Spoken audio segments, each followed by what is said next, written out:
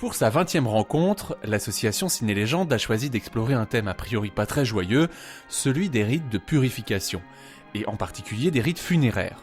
Il sera question des liens qui rattachent les vivants, ceux qui restent, aux morts. Mais tout d'abord, que désigne-t-on par le terme de rite, qui en fait recouvre bien des réalités? La racine du mot renvoie à l'ordre cosmique du monde, l'ordre qui gère les rapports entre les dieux et les hommes, et aussi les rapports des hommes entre eux. C'est ainsi que le rite cherche à prévenir un désordre.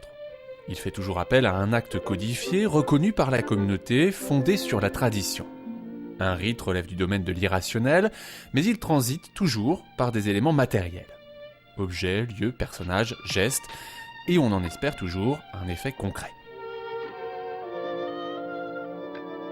On peut attribuer 3 fonctions au rite. Une fonction de protection contre l'inconnu. Une fonction de sacralisation. Le rite souligne les limites entre le profane et le sacré. Et enfin, une fonction de préservation de l'ordre du monde. Il s'agit là de respecter les règles propres à un groupe social.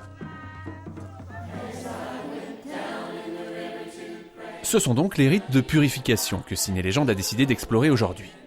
Qui dit purifier suppose qu'il faut faire face à une impureté. Et celle-ci peut correspondre à différents types de manifestations.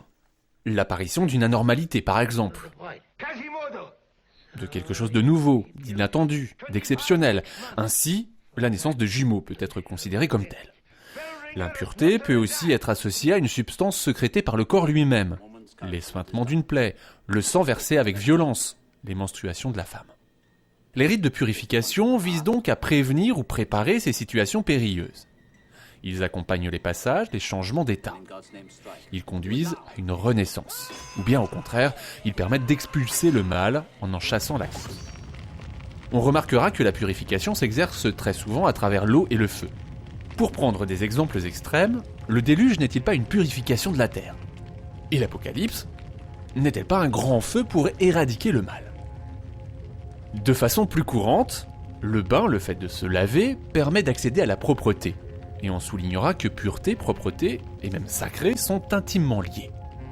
Pour les musulmans, par exemple, le ramadan constitue un temps privilégié de purification.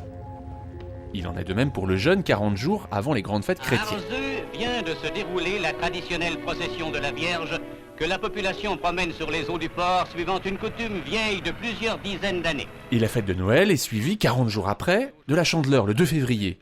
Là encore, une date de purification. La Vierge, après avoir enfanté, a dû rester pendant ce temps impure, reléguée en marge de la société. On retrouve à la même période de l'année, le 1er février, la même idée chez les Celtes. Imbolc, la fête du printemps, est une fête de purification. Les hommes parcourent les champs avec des flambeaux pour demander à la déesse Brigide de purifier la terre, de la rendre à nouveau fertile.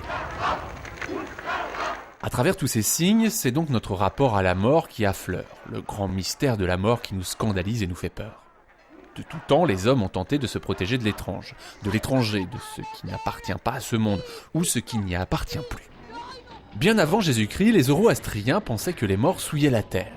Ils exposaient donc, et exposent toujours d'ailleurs, les cadavres en hauteur sur les tours du silence, où ils sont dévorés par les rapaces.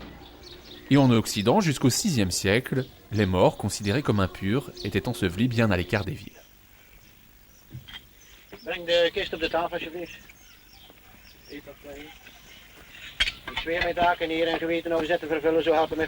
Un rituel symbolique tente de réconcilier les morts et les vivants, celui de la toilette des corps, sans doute le rituel le plus universel. C'est ce type de purification qui est mis en scène dans Departures. Dans de nombreuses cultures, les cadavres sont pris en charge par des personnes extérieures à la fratrie. En Inde, ce sont les intouchables qui s'occupent des crémations. Alors qu'au Japon, les métiers liés au sang et à la mort étaient, il n'y a pas si longtemps encore, réservés à la communauté des Burakumin. Les États, c'est-à-dire les très sales, et les Ini, que l'on peut traduire par les non-humains. La principale religion du Japon, le shintoïsme, conçoit la mort comme la plus grande des souillures incompatible avec le monde du sacré. C'est sur ce tabou, et sur les soins apportés au corps des morts, que repose toute l'histoire de Departures.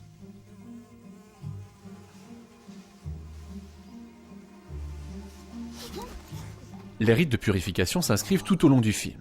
Purification par le feu avec la crémation et par l'eau avec la rivière, les bains publics, la toilette rituelle.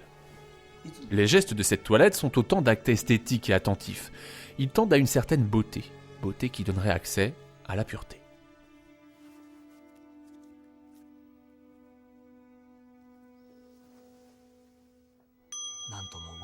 Mais cette purification dans Departures s'accompagne d'un rite d'initiation, celle de Daigo auprès de son maître. Comme toute initiation, celle-ci se joue en 3 étapes. D'abord la séparation avec la société et son entourage, sa femme, ensuite la mise en marge, et enfin l'agrégation, c'est-à-dire la reconnaissance d'une nouvelle identité et le retour dans le groupe. Un autre rite, donc, mais fortement lié au premier, l'initiation et la purification traduisent conjointement un passage, le passage d'une mort symbolique, à une renaissance, une réconciliation avec soi-même.